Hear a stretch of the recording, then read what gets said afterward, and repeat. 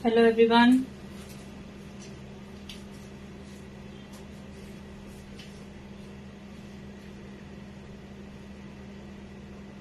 ये लाइव आ जाइए।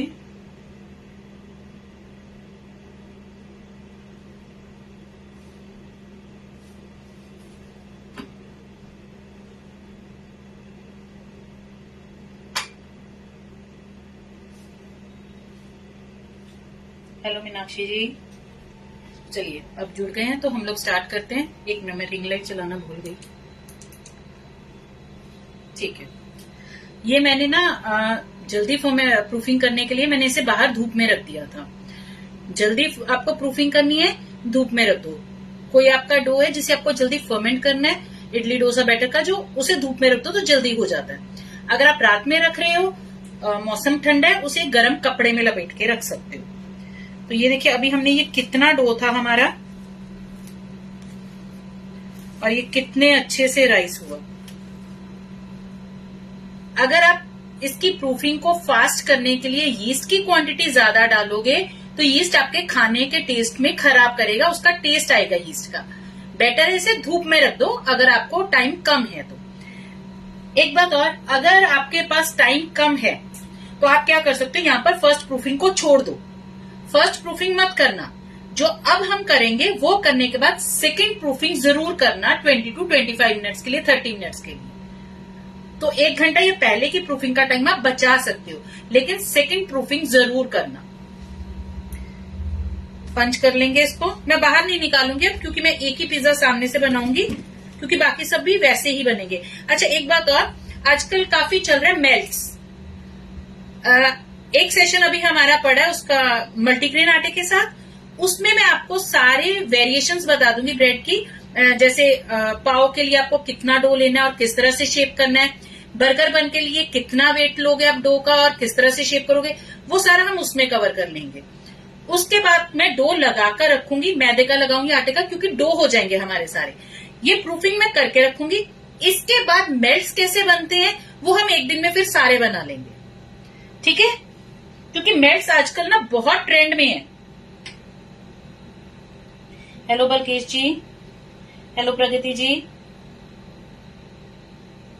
मीनाक्षी जी, डो की बात कर रहे हो आप?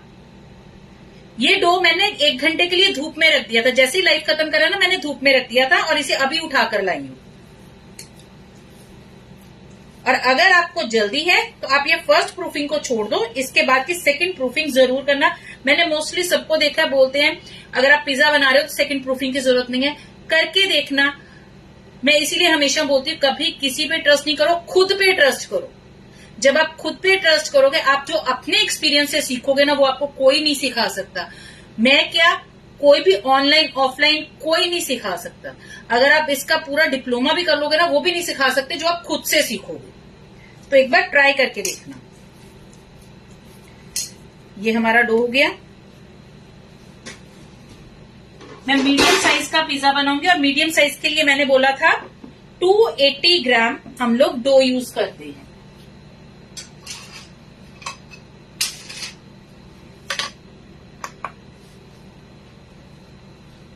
डो को कट करने के लिए हमेशा नाइफ का यूज होगा या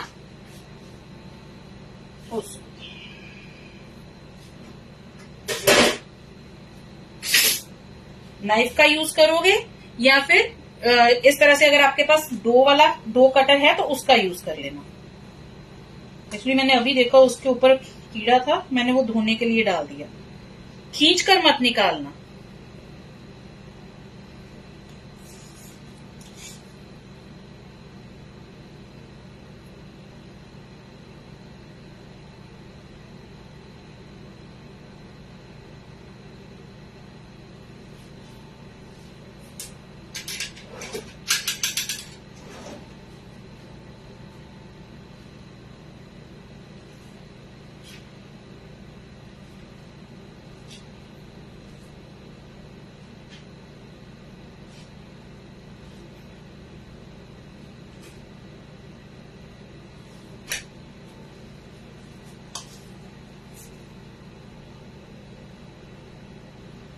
टू 290 हुआ, थोड़ा सा इसमें से निकाल लेंगे।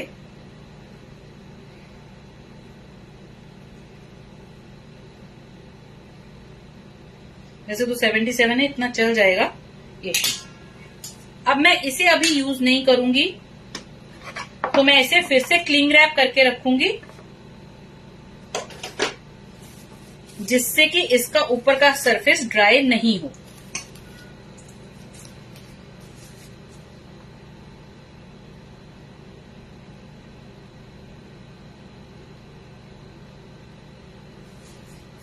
ठीक है, इसे अभी साइड पे कर देंगे।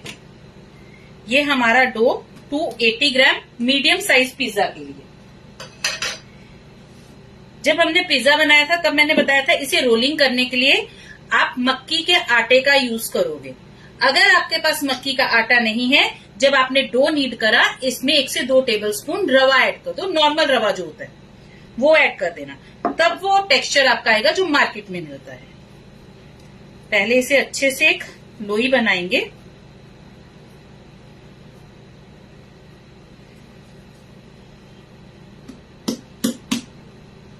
इसके ऊपर डस्ट करेंगे मक्की का आटा। यहाँ पर मैदा यूज मत करना, मैदा आप तब यूज करोगे जब आपने डो में रवा यूज किया होगा। थोड़ा सा पहले इसे हाथ से ही फैला लेते हैं तो इजी रहेगा ये।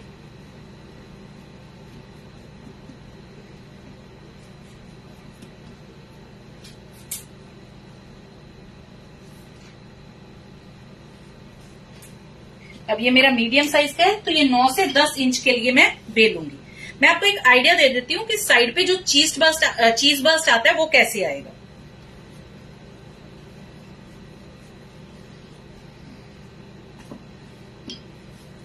उसके लिए अगर आपको 9 इंच का पिज्जा बनाना है ना, तो आप उसे 11 इंच बेलोगे, 2 इंच एक्स्ट्रा करना है उसका।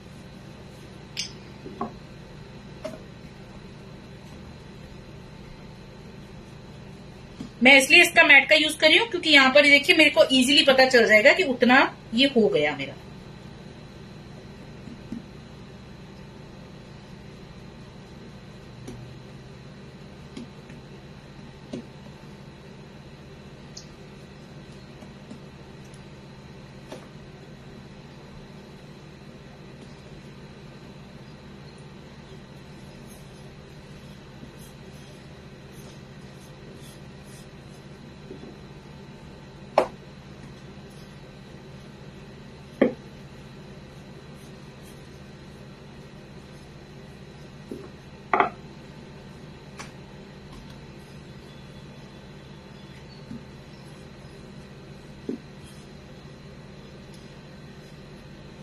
ये मैंने 11 इंच का बेल ही लिया, तो मैं इसे चीज बर्स्ट ही बना देती हूँ। लेकिन साइड का, अंदर का कैसे करोगे वो मैं वर्बली बता दूंगी।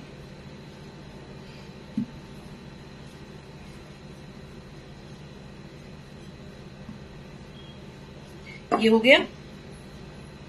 अगर आपको सेंटर से सारा चीज बर्स्ट बनाना है, एक आप पतली रोटी बनाओगे जैसे नॉर्मल घर की रोटी होती है ना आपकी, उसे तवे पर हल्का सा दोनों साइड पर सेक लोगे। इसके साइड्स को छोड़ते हुए सेंटर में चीज नहीं डलेगा। यहाँ पर आप डाल सकते हो मेयो। सेकेंडली आप डाल सकते हो जो व्हाइट सॉस आप बनाते हो ना, मैदे को बटर में कुक करके और उसमें थोड़ा चीज डाल के, आप वो डाल सकते हो, उसे बोलते हैं लिक्विड चीज। वो डाल के उसके ऊपर आप रोटी रखोगे वो वाली, और इसे साइड से इस तरह से फोल्ड करके सारा सील कर दोगे। मैं वो वाला नहीं बना रही, मैं साइड्स पर आपको बता देती हूँ कि साइड्स अगर आपको लावा दिखाना है तो वो कैसे बनेगा।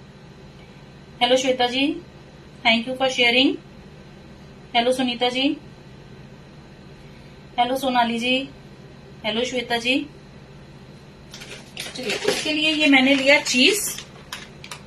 कोई सा भी चीज आप यूज कर सकते हो। मुझे आज प्रोसेस चीज नहीं मिला, खत्म था जहां से मैं लेती हूँ। ये सिर्फ साइड्स पर रखेंगे।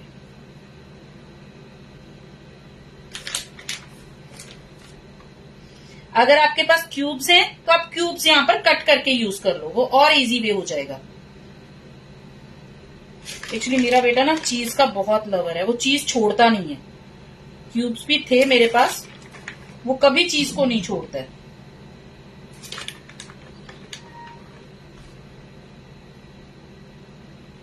चीज डालने के बाद यहां से इसे फोल्ड करते जाएंगे और अंदर की तरफ इसे पिंच कर दो।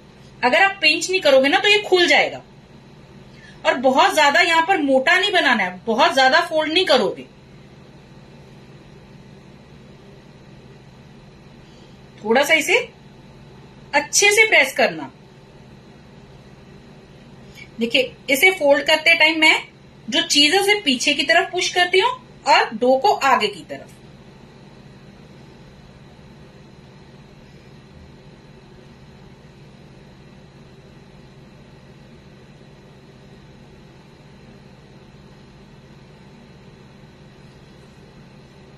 मैंने अब एक गलती कर दी कि मुझे पहले से ये ट्रे पे रख लेना चाहिए था, तो ये डी शेप नहीं होता फिर। अगर आपके पास सॉसेजेस है ना, तो चीज की जगह आप यहां पर सॉसेजेस भी रख के सेम इसी तरह से इसे फोल्ड कर दोगे।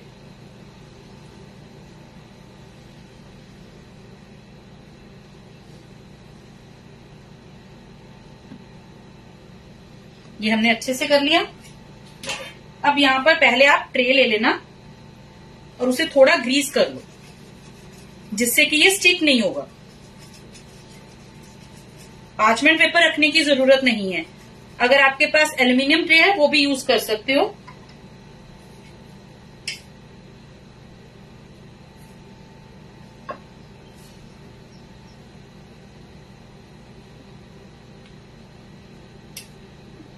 देखिए, अब ये थोड़ा डी शेप हुआ तो मुझे ये शेप में करना पड़ेगा। मैं पहले से यहां रख लेती तो पहले ही मैं इसे शेप में कर लेती। अगर आप बहुत सारे पिज्जे बना रहे हो तो उसके लिए सबसे पहले ये सारे काम आप करके रखोगे। वहां पर आप पार्चमेंट पेपर के ऊपर इसे रख लो, क्योंकि इतनी ट्रेस किसी के पास नहीं होती है। तो वहां पर आप पार्चमेंट पेपर के ऊपर रख लो। पार्चमेंट पेपर के साथ ही इसे उठाकर बाद में बेकिंग ट्रे में रख देना। मैंने पार्चमेंट पेपर पहले इसलिए मना किया यूज करने के लिए, क्योंकि देखिए वो वेस्टेज ऑफ मनी है। यहाँ पर ऐसा कुछ नहीं है जो स्टिक होगा और हमें स्टिक नहीं करने देना है। लेकिन अगर आपको बहुत सारे पिज्जे बनाने हैं तब आप पार्चमेंट पेपर, वहां पर आप ये बटर पेपर का यूज मत करना, क्योंकि वो जब आप बेकिंग के लिए डालोगे ना वो जल जाएगा वहां पर। ये हो गया। इसके बाद हम यहाँ पर लगाएंगे पिज्जा सॉस। मैं वीबा की यूज कर रही हूँ। अच्छी क्वालिटी की चीज यूज करोगे तो अच्छा रिजल्ट आएगा।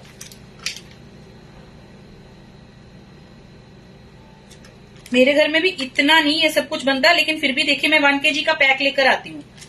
ये मेरे पास लॉक है, छोटे साइज के भी हैं, बड़े साइज के भी। ये अब मैं इसके बाद इसे इससे लॉक करके रख दूंगी। कुछ भी खराब नहीं होता। मैं किसी कंटेनर में निकाल के नहीं रखती। मैं पोक करना भूल गई, 1 मिनट, पोक करना जरूरी है।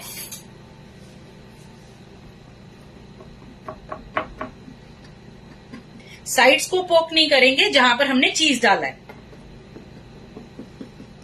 मैं चिकन का यूज कर रही हूँ जो हमने मैरिनेट किया। अगर आपके पास सॉसेजेस हैं सेंटर में भी वो डाल सकते हो, सलामी है वो डाल सकते हो। कुछ भी ऐसा जो रेडी भी आता है ना, रेडी टू यूज वाला फूड, वो भी आप यहाँ पर यूज कर सकते हो। अब हम इसे स्प्रेड कर देंगे पिज्जा सॉस को।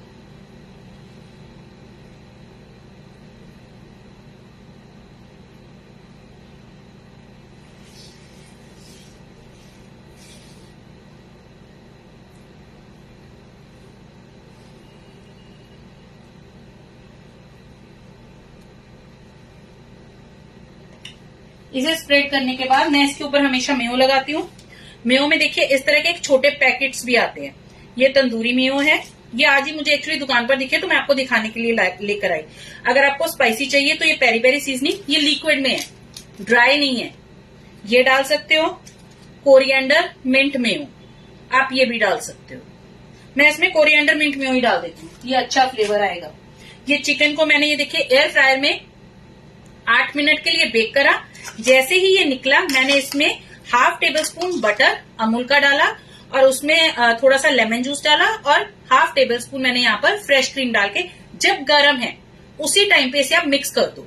तो उससे क्या है कि ये उसका मॉइस्चर खींच लेगा चिकन। जो हमने बेक करने में इसने मॉइस्चर को खोया है वो इसे फिर से रिटेन कर लेगा। तो ये मैंने ऑलरेडी करके रखा है, क्योंकि इसमें कुछ करने वाला नहीं था तो मैंने इसलिए इतना काम कर लिया था। Hello Poonam ji, thank you. Hello Balkesh ji, hello Bharti ji. तो चलिए इसे खोल के इसे ही स्प्रेड कर देते हैं, वरना मैंने मेयो निकाल के रखी थी डालने के लिए। मेयो नहीं है तो घर में लिक्विड चीज बना लो। बटर घर में होता है, मिल्क घर में होता है, मैदा घर में होता है, चीज घर में है आपके पास सॉरी। तो आप यहाँ पर लिक्विड चीज भी यूज कर सकते हो। तो उससे क्या है कि इसे ना एक अच्छा फ्लेवर मिलेगा।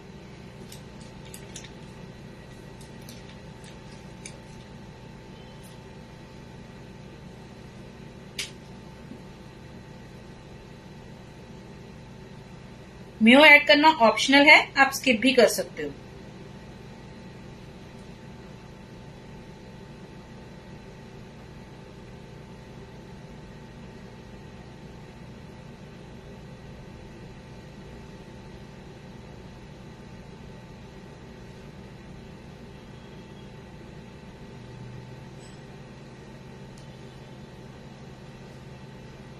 अब इसे अच्छी सीजनिंग देने के लिए मैं इसके ऊपर थोड़ा सा ऑरिगेनो और पिज्जा सीजनिंग ये स्प्रिंकल करूंगी। ऑप्शनल है, लेकिन मार्केट की तरह अगर आप अलग से देते हो ना, ऊपर से डाल लोगे, बाद में आप डाल के भी दे दोगे, सामने से दिख रहा है, लेकिन जो अंदर सब फ्लेवर्स मिलेंगे ना, वही आपकी और मार्केट के कंपटीशन में आएगा। तो यहां पर मैं पिज्जा सीजनिंग, स्पाइसी खाते हो तो यहां पर चिली फ्लेक्स भी डाल सकते हो, और ऑरिगेनो डाल दूंगी। मिक्स हर्ब है, मिक्स हर्ब डाल दो, जरूरी नहीं है ऑरिगेनो डालना। अब इसके ऊपर डालेंगे वेजिस। वेजिस कौन कौन सी जाएंगी वो आप पर डिपेंड करता है, और कितनी क्वांटिटी जाएगी वो भी आप पर डिपेंड करता है।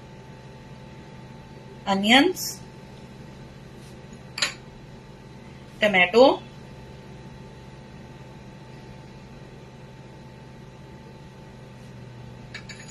कैप्सिकम, स्लाइस करके भी डाल सकते हो, जरूरी नहीं है आपको डाइस करके डालना है, आपकी मर्जी। कॉर्न्स, कॉर्न्स क्योंकि बच्चों के बहुत फेवरेट होते हैं। नीचे की तरफ भी एक बार आप चीज डाल सकते हो, लास्ट पिज्जा में मैंने डाली थी, इस बार मैंने नहीं डाली, इस बार मैं ऊपर से ज्यादा डालूंगी। इसके ऊपर अब डालूंगी सबसे पहले चीज। अभी मैंने चिकन नहीं ऐड करा, सबसे पहले थोड़ा सा चीज ऐड कर रही हूं, जो कि हमारी वेजिस को एक बाइंडिंग देगा। नहीं तो वेजिस जब आप बाइट लोगे तो वो बिखर कर गिरेंगी। चीज डालने के बाद यहां पर डालेंगे चिकन। चिकन की जगह आप कुछ और यूज कर रहे हो, पनीर या सोया चांप, कुछ भी ऐड कर सकते हो। क्वांटिटी फिर आप पर डिपेंड करती है, आपको कितना ऐड करना है। यहाँ पे सलामी, सॉसेजेस, कुछ भी ऐड कर लो, जो ऐड करोगे वो पिज्जा का नाम बन जाएगा। और देखिए, घर में बना रहे हो तो आप जितनी मर्जी क्वांटिटी डालकर बच्चों को खिला सकते हो। मार्केट में हार्डली 4-5 पीस डालते हैं, छोटे छोटे से चंक्स।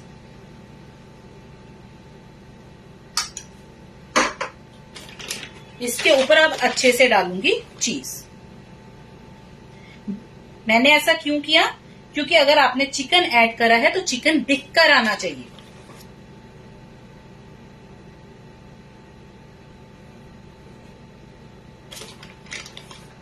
चीज आप जितना डालना चाहते हो डाल दो। इसके ऊपर अगर आपको एलपिनोज अच्छे लगते हैं, पेपरिका अच्छी लगती है तो वो डाल दो, नहीं अच्छी लगती तो मैं रहने दो।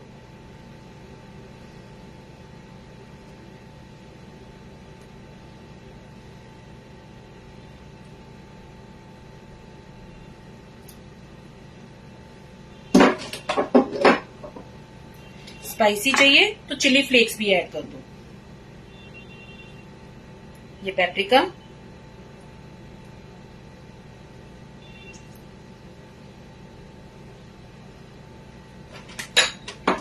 एक मिनट हैंड वॉश कर लूं, नहीं तो सीजनिंग चिपकेगी।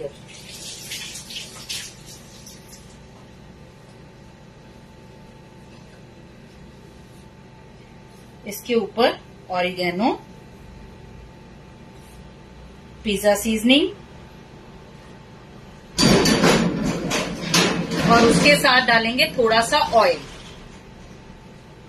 ऑलिव ऑयल डालना, मेरे पास ऑलिव ऑयल नहीं है इस टाइम, तो मैं इसके लिए यहाँ पर डाल रही हूँ वेजिटेबल ऑयल।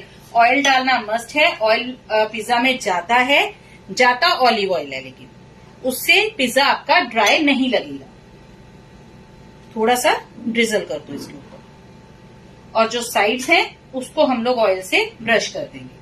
अब साइड्स पे आप और क्या कर सकते हो, इसे थोड़ा हेल्दी करने के लिए आप यहाँ पर सेसमे सीड्स लगा सकते हो, पंपकिन सीड्स लगा सकते हो। इस तरह से कुछ भी आप सीड्स अगर बच्चों को देना चाहते हो ना, तो साइड पर लगा दो, वो खा लेंगे।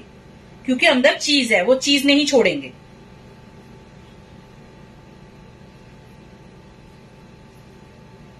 ये अच्छे से मैंने ऑयल लगा दिया। अब मैं इसे 20 मिनट के लिए सेकंड प्रूफिंग के लिए छोड़ूंगी।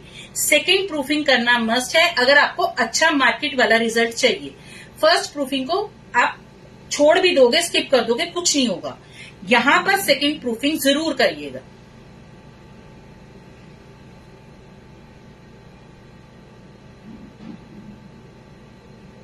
मैंने 180 डिग्रीज पर 8 मिनट के लिए रोस्ट करा इसे एयर फ्रायर में। ओटीजी में करोगे टाइम 10 से 12 मिनट जाएगा। बेटर है आप पैन में कर लेना क्योंकि क्वांटिटी बहुत कम है, पैन में जल्दी हो जाएगा।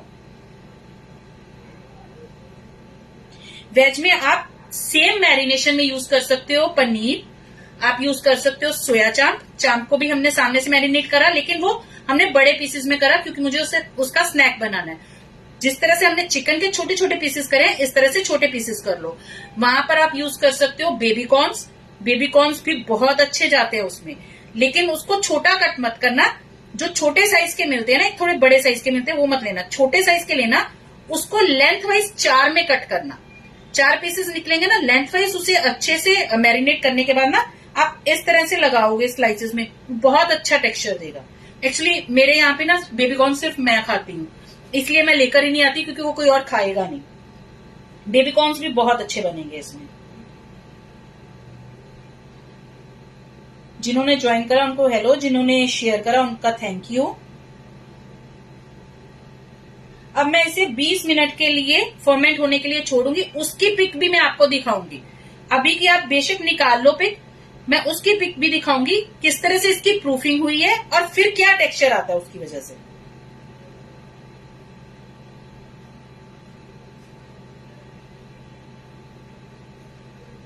किसी का कोई भी डाउट, और इसी के साथ मैं एक ना वो भी बनाऊंगी गार्लिक ब्रेड। गार्लिक ब्रेड क्योंकि मैंने बनाने सिखाई हुई है इसलिए मैं सामने से नहीं कर रही हूँ। उसमें भी जैसे हमने पनीर मैरिनेट करके डाला था, यहाँ पे मैंने चिकन को कुक करा हुआ है, अंदर मैं पनीर की जगह चिकन को डाल दूंगी। क्योंकि जब पिज्जा की बात आती है ना तो गार्लिक ब्रेड हर घर में चलती है। फिर नहीं, बेबी कॉर्न को बॉईल करने की जरूरत नहीं है, वो बहुत सॉफ्ट होती है, बहुत डेलिकेट है पहले से ही। आप उसे जितने में रोस्ट करोगे ना वो अच्छे से कुक हो जाएगी।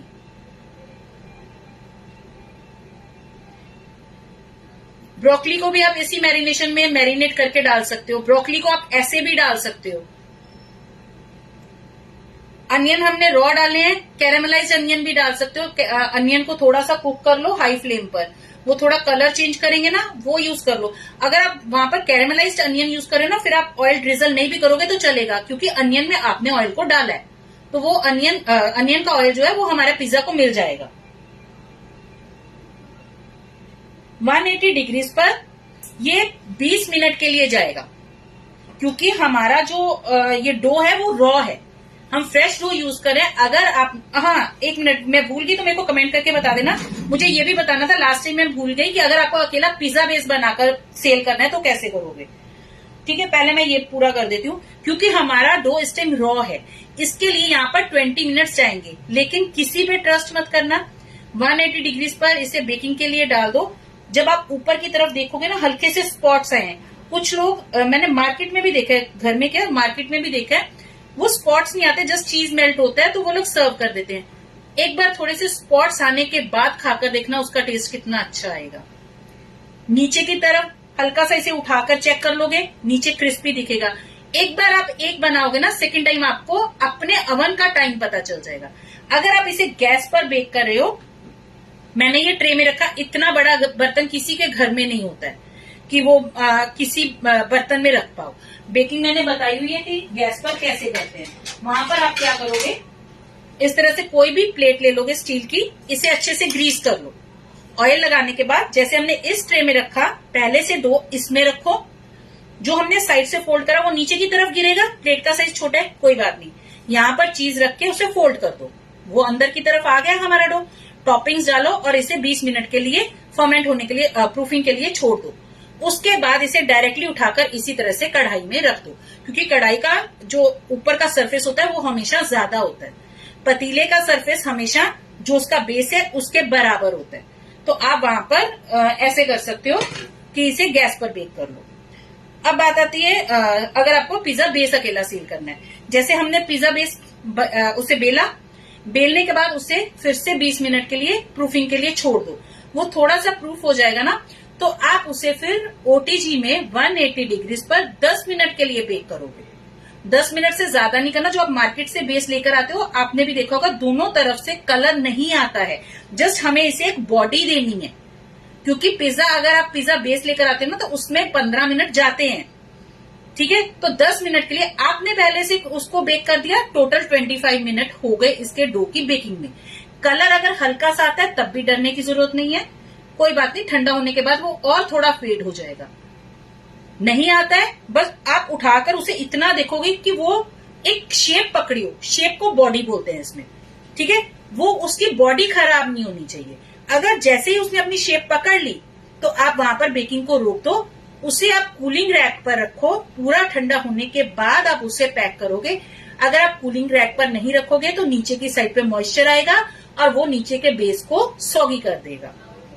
इसी तरह से अगर आप इसे पैक कर दोगे, क्योंकि पॉलिथिन्स में मेरे यहाँ पर ट्रांसपेरेंट पॉलिथिन्स होते हैं और एक पॉलिथिन में हमारे 2 बेस मिलते हैं। गरम को उसमें हल्का सा ल्यूक वार्म भी होगा ना, उसमें पैक कर दोगे तो वो मॉइस्चर पकड़ लेगा पूरा पॉलिथिन, और मॉइस्चर पकड़ने की वजह से आपका पिज्जा बेस भी मॉइस्चर पकड़ेगा और उसमें फंगस भी जल्दी आएगा। और अगर आपको पिज्जा बेस सेल करने हैं तो इतनी रेसिपी में 1/4 TSP कैल्शियम पाउडर जरूर ऐड कर लेना। कैल्शियम पाउडर इसे इसकी शेल्फ लाइफ को बढ़ाता है, तो वहां पर 1/4 TSP कैल्शियम पाउडर ऐड कर लेना, क्योंकि आपको नहीं पता आपका बेस कब सेल होगा। तो इसके लिए वहां पर हमें शेल्फ लाइफ भी ज्यादा चाहिए। आप उसे फ्रिज में भी स्टोर नहीं कर सकते, आपको उसे रूम टेम्परेचर पर ही स्टोर करना पड़ता है, तो कैल्शियम पाउडर जरूर ऐड करना। थैंक यू बलकेश जी। कोई बात नहीं जयंती जी, वीडियो रहेगी। कविता जी, डो में पूछ रहे हो तो एग नहीं डालना है, उतना पानी डलेगा। आप जितना भी फ्लावर ले रहे हो, मैं फ्लावर इसलिए बोलती हूँ, आप मल्टीग्रेन आटा लो, आप होल व्हीट फ्लावर लो, आप मैदा लो। मैं इसलिए फ्लावर बोलती हूँ कि आप कुछ भी ले सकते हो, उसका 60% हमेशा लिक्विड जाएगा। तो मेरा 500 ग्राम मैदा था, तो लिक्विड मेरा जाएगा 300 ग्राम। मैंने 2 एग ऐड कर दिए, मैं उतना लिक्विड कम कर दूंगी। लिक्विड को रिप्लेस करेंगे एग के साथ।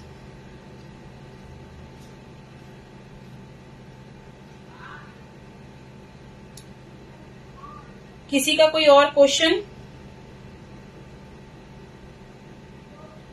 बल्कि जी, कैल्शियम पाउडर इतना हार्मफुल नहीं है अगर आप हर चीज में यूज करें, क्योंकि बाहर की जो भी आप चीज खाते हैं, जो आप बाहर से ब्रेड्स लेकर आते हो, सबवे बंस, इवन सबवे के बंस भी जो होते हैं ना, सबसे पहले तो वो होल व्हीट फ्लावर के नहीं होते, मैदे के होते हैं। कैरामलाइज्ड कलर ऐड किया जाता है उसमें, और उन सब में बहुत ज्यादा क्वांटिटी में ये चीजें यूज करी जाती है। जो आप रेडीमेड बाजार से लेते हो ना, ब्रेड फ्लावर या फिर केक फ्लावर, उन सब में ये सब कुछ एडिड होता है। ये हमारे माइंड का व्यायाम है कि ये फ्लावर अलग होता है। फ्लावर वही होता है मैदा जो आपको एक लूज कट्टों में मिलता है या पैकेट्स में मिलता है।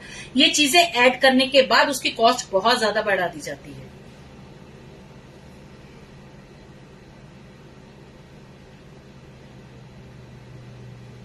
कोई और क्वेश्चन किसी का? क्योंकि ये मैं 20 मिनट अभी प्रूफिंग के लिए छोड़ूंगी। मैं इसका एक ब्रेड भी गार्लिक ब्रेड भी बनाऊंगी। बाकी का अभी मैं अच्छा, एक मैं आपको ना इसमें से अभी बता देती हूँ, क्योंकि ये तो अभी प्रूफिंग के लिए छोड़ेंगे। मैं इसमें, क्योंकि पाव का ना काफी ज्यादा क्रेज है सब में, तो मैं पाव बता देती हूँ आपको कैसे करने हैं। पाव के लिए हमेशा 50 to 60 ग्राम डो जाएगा। इससे ज्यादा मत लेना, इससे कम मत लेना।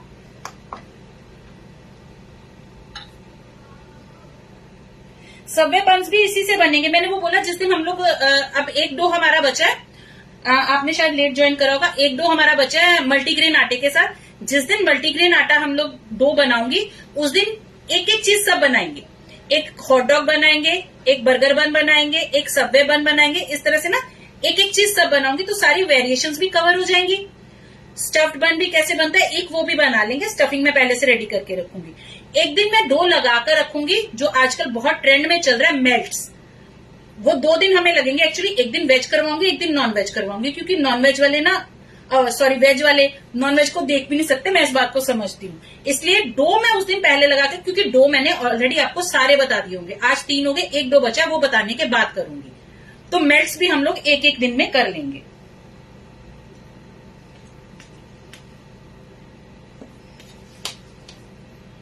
इसके लिए 50 to 60 ग्राम लेंगे। 50 to 60 ग्राम मैंने इसलिए बोला, जो नॉर्मल आपके पाव आते हैं जिसमें वड़ा पाव बनता है वो 50 ग्राम का होता है। जो हमारे यहाँ पे वही पाव मिलते हैं जो वड़ा पाव वाले होते हैं। लेकिन बॉम्बे वाली साइड पर जाओ ना तो जो पाव भाजी होती है उसके साथ जो पाव मिलते हैं वो थोड़ी लेंथ वाइज होते हैं, तो वहां पर आप 55-60 ग्राम तक ले सकते हो। चलो 53 है, मैं इतने से बता देती हूँ।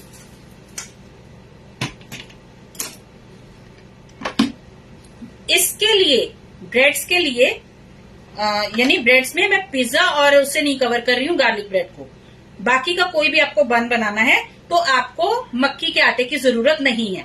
आप यहाँ पर मैदे का यूज कर सकते हो क्योंकि हमें यहाँ पे क्रिस्पी नहीं चाहिए। अब ये हुआ, ये देखिए सारा फटा हुआ क्रैक्स ऐसे दिख रहे हैं ना। सबसे पहले साइड्स को पकड़ते जाएंगे, नीचे की तरफ आप राउंड करते जाओ।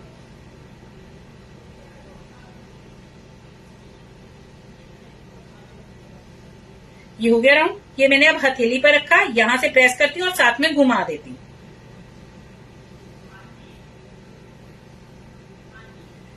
ऊपर से प्लेन है लेकिन अभी मैं स्टिल इसे 2 से 4 बार और करूंगी, क्योंकि जितना आपका यहाँ पर सरफेस अच्छा बनेगा उतनी आपकी परफेक्शन निकल कर आएगी। ज्यादा स्टिकी लग रहा है तो हल्का सा ऑयल, बिल्कुल हल्का सा ऑयल हाथों में लगा लो। अब इसकी बैक साइड देखो, प्लेन है क्योंकि मैंने 2 से 4 बार इसे कर दिया था और राउंड। अगर आपकी बैक साइड प्लेन नहीं आती, इसी तरह से आप बेकिंग के लिए डालोगे, क्योंकि ये वाली साइड आप हमेशा नीचे की तरफ रखोगे। जब भी आप इसे सेल करोगे ना तो आपकी परफेक्शन यहाँ पर दिखेगी कि आपने परफेक्टली नहीं बनाई। यहाँ पर सारे क्रैक्स होंगे, बेक अच्छे से हो जाएगा, पाव ठीक बनेंगे।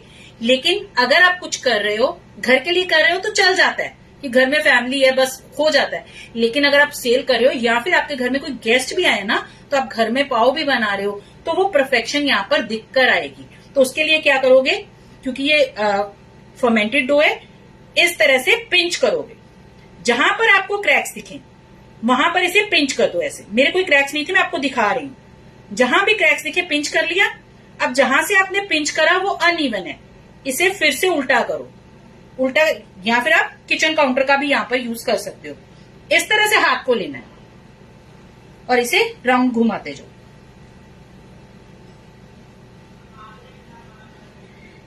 और ये देखिए ये आपका कितना अच्छा बन गया। ये साइड हमेशा नीचे की तरफ रखेंगे। 8x8 टिन का यूज करोगे तो आपके इस साइज के 9 पाव बनेंगे। टिन को पहले ऑयल से ग्रीस कर लो, डस्ट करने की जरूरत नहीं है, मैदे को सिर्फ ग्रीस करोगे। 9 पाव को आप रखोगे अपना। 9 पाव रखने के बाद हल्का सा इसे प्रेस करेंगे।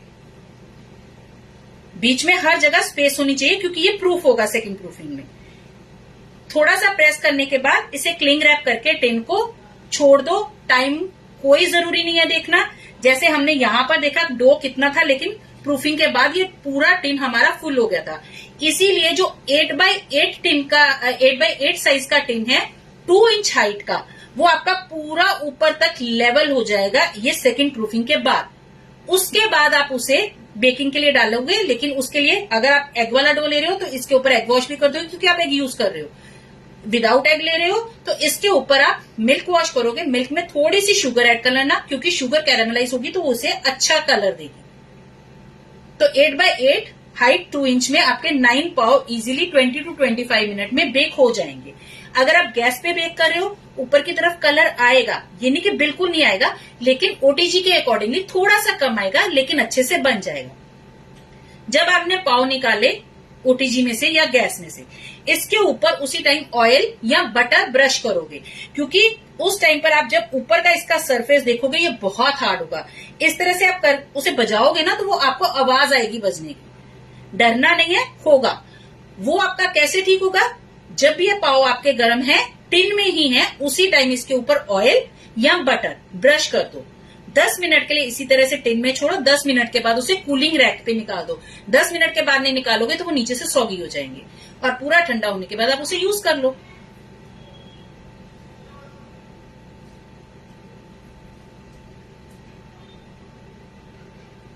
क्लियर है? कविता जी आप एक बार मेरे को ना व्हाट्सएप पर मैसेज कर देना, मैं आपको सारे लिंक दे दूंगी। कोरियन बंस भी मीनाक्षी जी हमने इसमें करने हैं, क्रोजन नहीं इसमें करेंगे। क्रोजन का क्योंकि बहुत डिफरेंट है, उसका मेथड टोटली डिफरेंट है।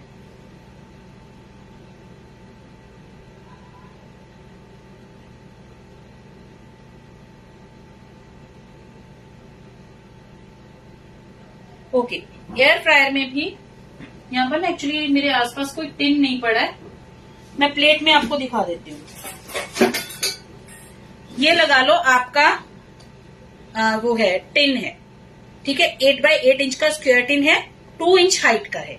इसके ऊपर सबसे पहले आप ऑयल लगाओगे। मैं एक्चुअली इसे इसलिए यूज नहीं कर रही हूँ क्योंकि मैंने ये अभी इसके ना स्टिकर्स नहीं निकाले, और जब भी आप कोई भी चीज लेकर आते हो ना इस तरह से स्टिकर्स निकले होते हैं, इन्हें डायरेक्टली मत निकालो, ये अच्छे से नहीं निकलेंगे। इसे हल्का सा गैस पर रख दो, आपको यहां से पता चल जाएगा कि ये लूज हो गया, तो इसे गैस से हटाकर हल्के से उठाओगे तो ये क्लीनली निकल जाएगा, ठीक है। इसे ग्रीस कर लो।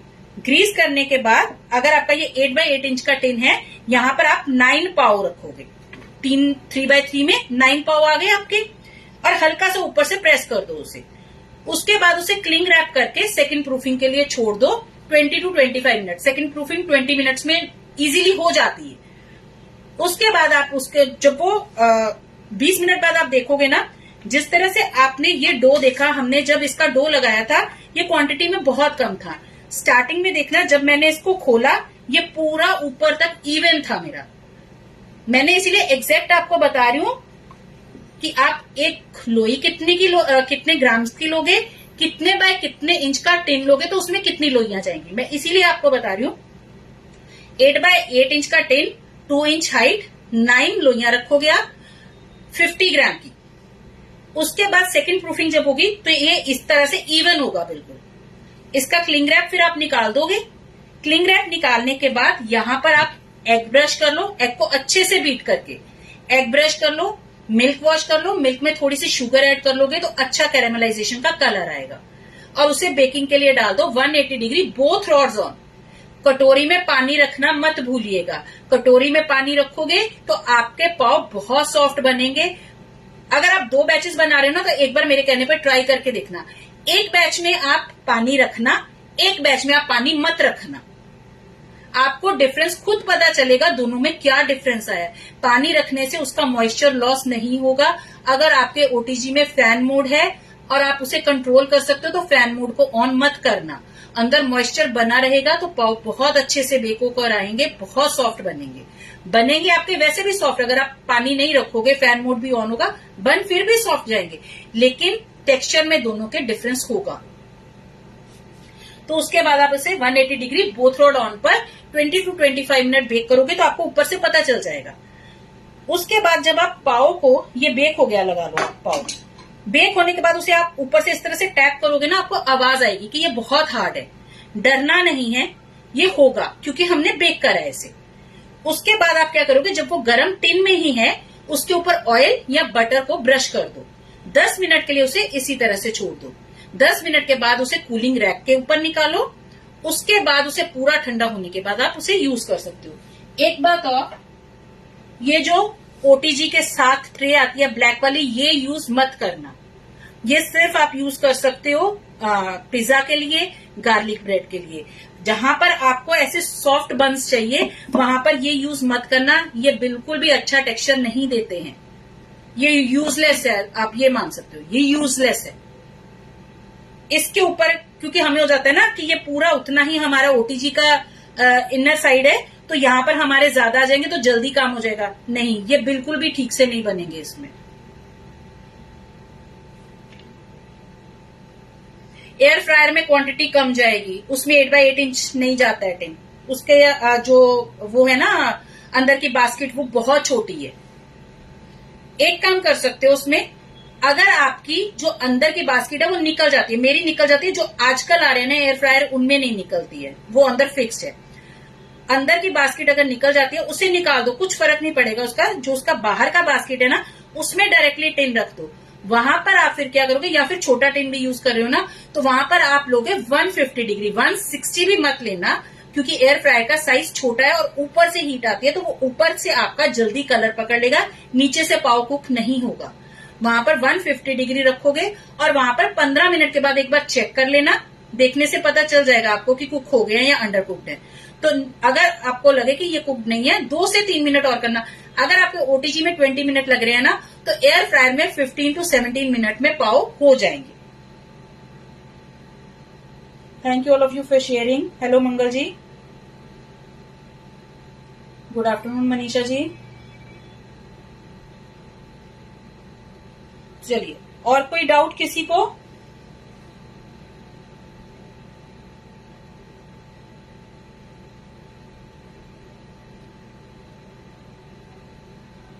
चलिए, लगता है आज अब किसी को कोई डाउट नहीं है। बस हमें अब इसे बेक करना है। 10 मिनट तो हमें हो ही गए, थोड़ा सा ये प्रूफिंग हो गया दिख रहा है। अभी भी डाल दूंगी, ये बेक हो जाएगा, लेकिन डोमिनोज या पिज्जा हट का टेक्सचर नहीं मिलेगा। अगर वो टेक्सचर लाना है तो 20 मिनट के लिए इसे प्रूफिंग जरूर करना। अगर टेक्सचर से आपको डिफरेंस नहीं पड़ता तो आप इसे बेक कर देना, ठीक है। तो चलिए फिर इस लाइव को खत्म करते हैं, क्योंकि किसी का कोई क्वेश्चन नहीं है। कल मिलेंगे फिर से एक नई रेसिपी के साथ। बाकी की जो एक हमारा डो बचा है उसका मल्टीग्रेन आटे का, वो लगा के उसमें ये सारी वेरिएशंस कवर कर लेंगे। मेल्ट्स 2 दिन में करेंगे, एक दिन वेज एक दिन नॉन वेज।